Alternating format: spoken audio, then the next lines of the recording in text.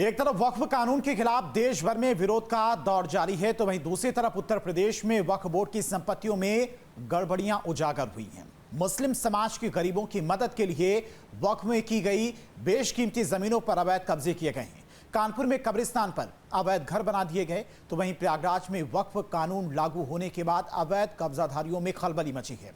वहीं सरकारी संपत्तियों और धार्मिक स्थलों पर भी गलत तरीके से दावा और कब्जा किया गया। देखिए रिपोर्ट।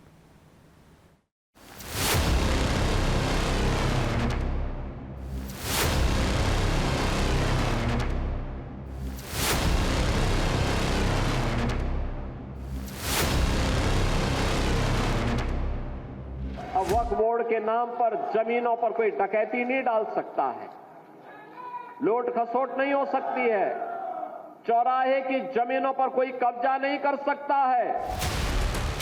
सीएम योगी का ये बयान तब का है जब देश की संसद ने वक्फ संशोधन अधिनियम पारित किया था। महाराजगंज की एक सभा में सीएम ने साफ किया कि अब वक्फ बोर्ड के नाम पर जमीनों पर कोई डकैती नहीं डाल सकता, लूट खसोट नहीं हो सकती है। अब सार्वजनिक संपत्ति जो भी होगी, जो राजस्व की भूमि होगी, उसका उपयोग विद्यालय बनाने में, चिकित्सालय बनाने में, कॉलेज बनाने में, मेडिकल कॉलेज बनाने में, ऐसे बैराज बनाने में, गरीबों के लिए आवास बनाने में ही उसका उपयोग होगा। किसी बोर्ड के नाम पर लूट खसोट हमेशा के लिए लगाम लगाने का काम किया है। लाखों एकड़ लैंड वक्फ बोर्ड के नाम पर नाजायज तरीके से कब्जा करने का काम हुआ था, इसमें किसी गरीब का कल्याण नहीं हो रहा था। अब इसके उलट वक्फ कानून को लेकर देश में सियासी घमासान छिड़ा है। वहीं बंगाल हिंसा की आग में झुलस चुका है, लेकिन वक्फ प्रॉपर्टी के लिहाज से देश में पहले नंबर पर यूपी है।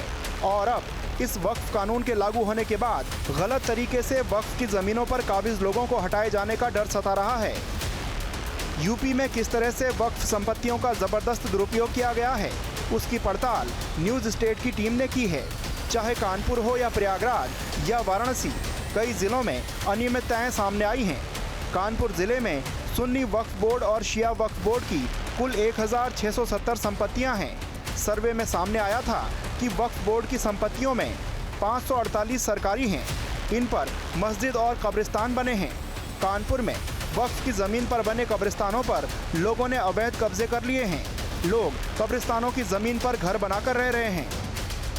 वक्फ संशोधन एक्ट संसद में पारित हो गया, उसके बावजूद भी इसका विरोध लगातार जारी है। एक तरफ सियासी हलकों में लगातार विरोध हो रहा है, वहीं कई जगह पर स्थानीय लोग भी इस एक्ट के विरोध में हैं। दरअसल लोगों को लगता है कि इस एक्ट के बाद जिस जमीन पर वे गैर कानूनी तरीके से रह रहे हैं वह उनसे छीन ली जाएगी।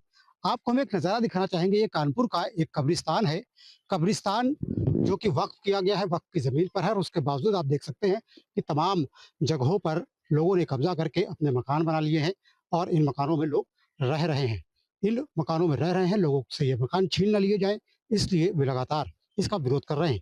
इसी तरीके के नज़ारे कानपुर शहर में तमाम जगहों पर देखने को मिल जाएंगे। तमाम जगहों पर इसी तरीके की स्थितियाँ दिखाई पड़ेंगी और ये देख सकते हैं कि किस तरीके से ये पूरा जो कब्रिस्तान है, कब्रिस्तान में तमाम जगहों पर कब्जे कर लिए गए हैं। अवैध तरीके से न केवल कब्जा किया गया, तमाम लोगों ने अपने मकान बना लिए, वो लोग यहाँ पर रह रहे हैं। इसी तरीके के कब्जे वक्फ की ज़मीनों पर किए गए हैं और इन वक्फ की ज़मीनों को कब्जा मुक्त कराने के लिए ही वक्फ एक्ट में संशोधन किया गया है। इस संशोधन के बाद ये तमाम ज़मीनें खाली हो सकती हैं, लेकिन इनमें बसने वाले लोग और यहाँ पर जिन लोगों ने इन्हें यहाँ बसाया और इन्हें वोट बैंक बनाया, वो लोग निश्चित तौर पर इसको लेकर के परेशान हैं, वे हैरान हैं। वे वक्फ अमेंडमेंट बिल का विरोध सिर्फ इसलिए कर रहे हैं कि इन लोगों को यहाँ से बेदखल ना कर दिया जाए। अगर इनको बेदखल किया जाता है तो एक तरफ वो लोग हैं जो गलत तरीके से रह रहे हैं, वो परेशान हैं, दूसरी तरफ वे लोग हैं जिन्होंने इन्हें गलत तरीके से यहाँ पर बसाया, यहाँ पर काबिज कराया और इन्हें यह अपना वोट बैंक बना लिया। वोट बैंक के लालच में तमाम लोग वक्फ एक्ट का विरोध कर रहे हैं। इसी तरीके से वक्फ की तमाम संपत्तियों का बेजा इस्तेमाल किया जा रहा है। इसके अलावा ईदगाह, मुस्लिम यतीम खाना समेत कई संपत्तियां शामिल हैं। जिन क्षेत्रों में वक्फ बोर्ड की संपत्तियां हैं, उन जमीनों की कीमत सबसे ज्यादा है। अब जब वक्फ कानून लागू हो गया है, इस तरह की सरकारी जमीनों पर कब्जा करने वालों में हड़कंप है।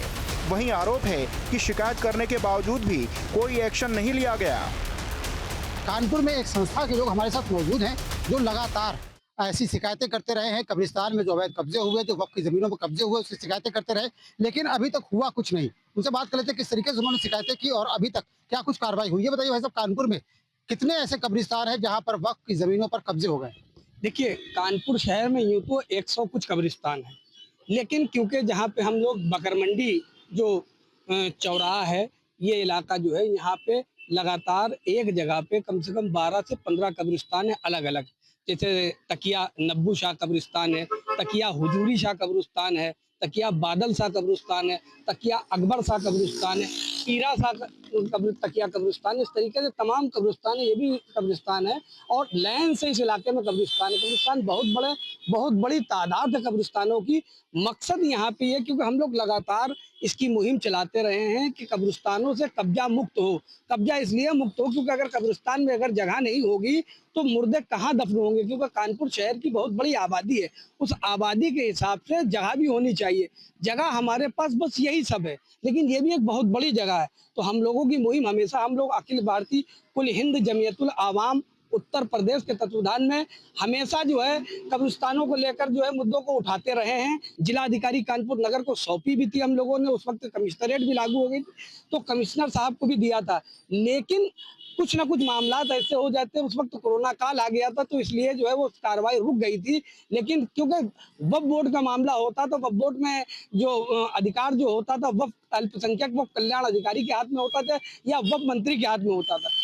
हम लोगों ने उनसे भी गुहार लगाई और तमाम चीजें रखी थी, तमाम बात रखी थी, लेकिन आज तक के कब्जा मुक्त नहीं हो पाया, क्योंकि कब्रिस्तानों में बड़ी तादाद में लोग जो है अवैध तरीके से, क्योंकि कब्रिस्तान ऐसी जगह है जहाँ पे जो है 2, 4, 6 परिवार रहे जिसकी जरूरत है।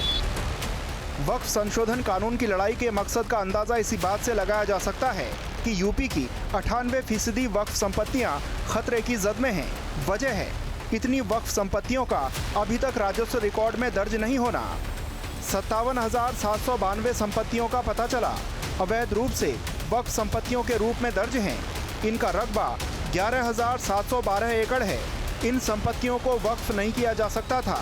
ये संपत्तियां यूपी के सभी जिलों में स्थित हैं। कानून लागू होने के बाद वक्फ के दायरे से बाहर होंगी। स्थानीय प्रशासन इन पर कब्जा लेगा। वक्फ बोर्ड संपत्ति वो संपत्ति होती है जो इस्लाम में धार्मिक या सामाजिक कार्यों के लिए दान कर दी जाती है। एक बार जब कोई संपत्ति वक्फ हो जाती है तो उसे बेचा या उपहार में नहीं दिया जा सकता है। इसे हमेशा वक्फ के उद्देश्य के लिए ही इस्तेमाल किया जाता है। लेकिन यूपी में धार्मिक, शैक्षिक और कब्रिस्तान के लिए आवंटित वक्फ संपत्तियों पर मकान और दुकानें खड़ी कर दी गईं। अब उन पर तलवार लटक रही है। क्या लगता है भाई साहब, क्यों कब्जा मुक्त नहीं हो पा रहा है? क्या कारण है कि आप लोग शिकायत भी करते आए और अभी तक कब्जे नहीं हटाए गए, और कब्जा हटने की बजाय दिखाई ये पड़ रहा है कि तमाम और कब्जे हो गए, ज्यादा लोग रहने लगे अब यहाँ पर? देखिए, ये लचर व्यवस्था के कारण ऐसा आएगा, क्योंकि ये तमाम पिछले पूर्व में भी काफ़ी शिकायतें करी गई। क्योंकि ज़िंदगी में जब हम होते हैं तो हम दुनिया में अपना घर मकान बना कर रह लेते हैं, लेकिन मौत के बाद हमारा आखिरी मुकाम यही होता है, हमारा आखिरी क़याम यही है। 2 गज ज़मीनें मिलती है। लेकिन यहाँ पे कानपुर की अगर बात की जाए, कानपुर के जो है कब्रिस्तानों में अवैध अतिक्रमण और साथ साथ गंदगी बहुत ज़्यादा है, हद से ज़्यादा है। यहाँ पर कुछ एक कब्रिस्तान ऐसा है कि वहाँ पे आवारा जो है सूअर जैसे जानवर को जो है चराया जाता है, तो ये बड़ी ख़राब बात है। हम लोग ने इसका विरोध भी किया, तो वहाँ पर दबंग लोगों का जो है वर्चस्व है, जिसके चलते जो है ये सुनवाई नहीं होती। और जब कोई बात अगर ऊपर लिखा पड़ी होती है तो इसमें पॉलिटिक्स बहुत हावी हो जाती है। जब शुरुआत में ये कब्रिस्तानों में तकियादारों के रूप में 1-2 लोगों परिवार को बसाया गया था कि जो मैयतें आएंगी वो तकियादार लोग यहाँ पे मैयत का तदफीन करेंगे, दफन करेंगे, कब्र खोदेंगे, इसके लिए कहा गया। लेकिन धीरे धीरे यहाँ पे देखा गया कि ये संपत्ति ऊपर कोई ध्यान नहीं दिया, तो अवैध लोगों ने इसको कब्जा कर दिया। फिर यहाँ पर जो है बिकने लगी है। एक कब्रिस्तान था नगर निगम वाला, उसमें बहुत से लोगों ने जो है बाकायदा प्लाट काट के मतलब बेचा था, वो खैर वो तो खाली करा लिया गया। तो ये सब चीज़ें रही कि यहाँ पे लोग जो है होल्डिंग का व्यापार करने लगे, जो जिसको बड़ा स्पेस चाहिए वो अपना जो है कारखाने चलाएं, तो इस तरह काम होने लगे। अच्छा, हम लोग ने ये मुहिम इसलिए चलाई कि कम से कम कब्रिस्तान को साफ़ सफाई रखना चाहिए, साफ़ सुथरा रखना चाहिए, क्योंकि जो है अब हम अगर मर के यहीं आते हैं, इसके बाद कहाँ जाते हैं? कहीं नहीं जाते हैं, तो लोगों को इसका ख्याल रखना चाहिए। लेकिन ये सब सेटिंग्स के होती है कि ऊपर से लेकर नीचे तक के गैर मुतवल्ली ऐसे बना दिए जाते हैं कि वो अपना लिखा पढ़ी के तौर पे जाए, किसी को जाए जगह दे दिया, किसी को दे दिया, कोई काम कर रहा है, कुछ कर रहा है, तो ये सब गलत है। ये कब्रिस्तान को साफ सफाई रखना चाहिए। ये सारी जमीनें वक्फ है, किसी न किसी ने दी है, या तो सरकार ने दी है या किसी शख्स ने दी है, वक्फ किया है कि यहाँ पर कब्रें बनाई जाए और लोगों को यहाँ दफन किया जाए। ये अधिकतर जमीन जो भी कब्रिस्तान की वो ज्यादातर वक्फ है। आदमी ने जिसको भी अगर वक्फ किया है कि यहाँ कब्रिस्तान है, कि अधिकतर क्या है मुसलमानों ने दिए। सरकार की शायद मेरे हिसाब से कानपुर में एक कब्रिस्तान जैसे नगर निगम वाला कहा जाता है, लेकिन ज़्यादातर कब्रिस्तान वक्फ प्रॉपर्टी के हैं। दरअसल पूरे देश में वक्फ की सबसे ज़्यादा ज़मीनें उत्तर प्रदेश में हैं। यूपी में कुल 1,24,720 वक्फ संपत्तियां हैं। लखनऊ में 3,072 वक्फ संपत्तियां हैं। कानपुर नगर में 1,067 संपत्तियां, अयोध्या में 1,501 वक्फ संपत्तियां, प्रयागराज में 2,278 संपत्तियां, गोरखपुर में 973 वक्फ संपत्तियां, आजमगढ़ में 2,662 वक्फ संपत्तियां, वाराणसी में 1,467 संपत्तियां, आगरा में 1,633 वक्फ संपत्तियां, मुरादाबाद में 3,295 वक्फ संपत्तियां, बरेली में 3,994 संपत्तियां, झांसी में 610 वक्फ संपत्तियां, मेरठ में 2,402 वक्फ संपत्तियां, सहारनपुर में 4,851 वक्फ संपत्तियां, अलीगढ़ में 1,400 वक्फ संपत्तियां दर्ज हैं। वक्फ कानून लागू होने के बाद संगम नगरी प्रयागराज में भी चर्चाओं का बाजार गर्म है। यहाँ पर वक्फ के पास अरबों रुपए की बेशुमार संपत्तियां हैं। अल्पसंख्यक कल्याण विभाग के मुताबिक यहाँ कुल 2,319 वक्फ संपत्तियां हैं, जिनमें सुन्नी समुदाय की संपत्तियां 2,175 और शिया की कुल 144 संपत्ति दर्ज हैं। शहर के करेली, करेला बाग, धूमनगंज, परा मुफ्ती, सुलेम सराय, कीड़गंज चौक के अलावा ग्रामीण इलाकों में बड़ी संख्या में संपत्तियां हैं। लेकिन वक्फ की कुल संपत्तियां 2319 हैं, जिसमें सुन्नी की 2175 और शिया की 144 संपत्तियां हैं, वक्फ की संपत्तियां हैं। हाँ, ये सब पंजीकृत वक्फ संपत्तियां हैं जो वक्फ बोर्ड में दर्ज है। हाँ, ऐसी जो वक्फ संपत्ति हमारे संज्ञान में आई थी कि कुछ कब्जा था या कुछ, तो उसमें कब्जा मुक्त करा लिया गया है और जो नियमानुसार वक्फ बोर्ड द्वारा नियमित मुतवल्ली को नियुक्त कर दिया गया है। वो मेरे कार्यकाल में 2 संपत्तियां इस प्रकार की थी। एक सल्लापुर में थी संपत्ति, उसे भी मुतवल्ली द्वारा गलत प्रयोग किया जा रहा था, जिसे नया मुतवल्ली नियुक्त करके कर दिया गया है। दूसरी एक संपत्ति इससे पूर्व काल में चंद्रशेखर आज़ाद पार्क के अंदर था, हाई कोर्ट के आदेश से उसको भी करा लिया गया है। प्रयागराज में वक्फ बोर्ड की संपत्तियों की बात करें तो दूसरे शहरों और ज़िलों की तरह प्रयागराज में भी अरबों रुपए की वक्फ बोर्ड की संपत्ति है और 2319 ऐसी रजिस्टर्ड संपत्ति है जो सुन्नी वक्फ बोर्ड और शिया वक्फ बोर्ड की है, जिसमें से ज़्यादातर संपत्ति जो है वो सुन्नी वक्फ बोर्ड की है। प्रयागराज की बात करें तो प्रयागराज में अरबों रुपए की संपत्ति वक्फ बोर्ड के बाद है। अब देखना ये होगा कि अगर नया कानून लागू होता है उसके बाद तमाम जो संपत्तियां हैं उनका क्या स्टेटस होता है। लेकिन तमाम ऐसी संपत्तियां भी थीं जिन पर माफिया और अपराधियों ने भी कब्जा कर लिया था और जो वक्फ बोर्ड के मुतवल्ली थे उनकी मिली भगत से वक्फ की संपत्तियों के पट्टे भी जारी किए गए थे, जिसको लेकर के विवाद हुआ। कई संपत्तियां छुड़ाई गई। अभी भी ये दावा किया जाता है जो मुतवल्ली हैं वक्फ बोर्ड के, उनकी तरफ से कि उनकी संपत्तियों को माफिया अतीक अहमद और उनके लोगों ने दबा रखा है। अगर बात करें सल्लापुर की तो वहाँ पर दावा किया गया कि लगभग 50 से 70 करोड़ की संपत्ति अभी भी अतीक के रिश्तेदारों ने कब्जा कर रखी है। महाकुंभ के दौरान वक्फ बोर्ड से जुड़े शख्स सरताज ने कुंभ की 54 बीघा जमीन पर अपना दावा ठोक दिया था। बाद में योगी सरकार और साधु संतों के विरोध को देखते हुए वक्फ अपने इस दावे से पीछे हट गया था। इसी तरह का विवाद अमर शहीद चंद्रशेखर आज़ाद पार्क को लेकर हो रहा है। पार्क के अंदर बड़े हिस्से पर वक्फ बोर्ड ने दावा ठोक दिया था। यहाँ तक कि पार्क के अंदर कई मज़ारें और एक मस्जिद भी तामील कर दी गई थी। लेकिन हाई कोर्ट के निर्णय के बाद योगी सरकार के बुलडोजरों ने कई दरगाहों समेत मस्जिद को ध्वस्त कर दिया था। देखिए, प्रयागराज में अगर अनाप शनाप दावों का देखा जाए वक्फ के हवाले से तो चंद्रशेखर आज़ाद उद्यान आपने देखा, उस पर पूरे पे वक्फ ने दावा ही नहीं कर दिया था। उसमें तकरीबन 25-30 मज़ारें बना ली थी और एक अच्छी खासी मस्जिद तामीर कर ली थी। और उस मस्जिद पे बाकायदा वक्फ ने अपना रिकग्निशन और अपना नंबर भी डाल दिया था। तो फिर मैंने ये हरशंकर जैन साहब से संपर्क किया और हम लोगों ने यहाँ मुकदमा किया इलाहाबाद में, और चीफ जस्टिस का आदेश आया इसको गिराने का। और योगी सरकार को हम लोगों ने, वो उस समय कोविड चल रहा था तो ऑनलाइन हियरिंग हुई, तो सेम डे बहरहाल योगी सरकार ने शाम तक, रात तक सारी मज़ारों को और मस्जिद को ध्वस्त कर दिया। अब आप देखें वहाँ पे गुलाबों की क्यारी है। और ये तो कोविड की बात हो गई। अभी आपने कुंभ मेले के दौरान देखा, उन्होंने पूरे कुंभ क्षेत्र को वक्फ डिक्लेयर कर दिया था। तो इस तरह ये अनाप शनाप दावे होते रहते हैं।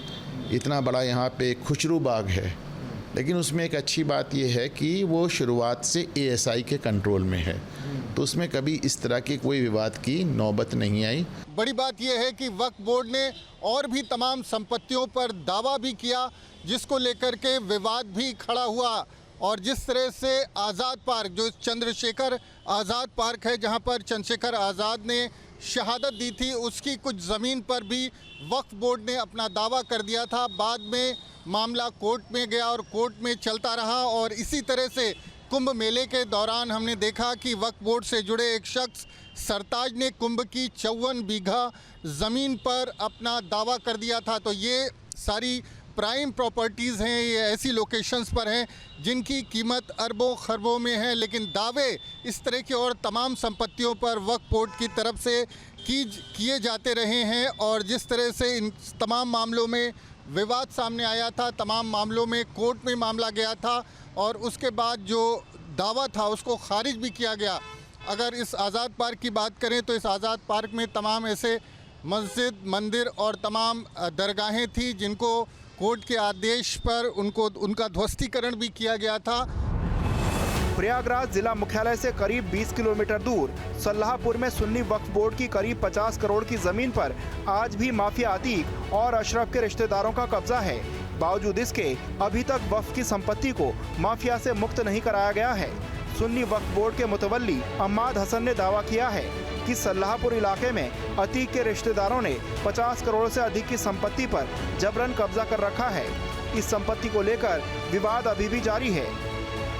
SDM प्रयागराज की एक जॉइंट जांच करवाई गई, जिसमें ये पाया गया कि जो पूर्व मुतवल्ली हैं सैयद मोहम्मद अर्शियम, उन्होंने अपनी पत्नी व उत्तर प्रदेश के एक दुर्दांत माफिया मरहूम अतीक और अशरफ के साथ मिल करके बहुत सारी संपत्तियों को खुर्द-बुर्द करने का प्रयास किया, जिसके फलस्वरूप जब मेरी नियुक्ति होती है, इसके बाद मेरी नियुक्ति जब हुई तो उसके बाद ये हुआ कि उसमें एक विधिक द्वारा एक जांच करवाई गई, जिसमें कई सारे लोग उपस्थित होकर के जब जांच में ये पाया, जांचों उपरांत ये पाया गया कि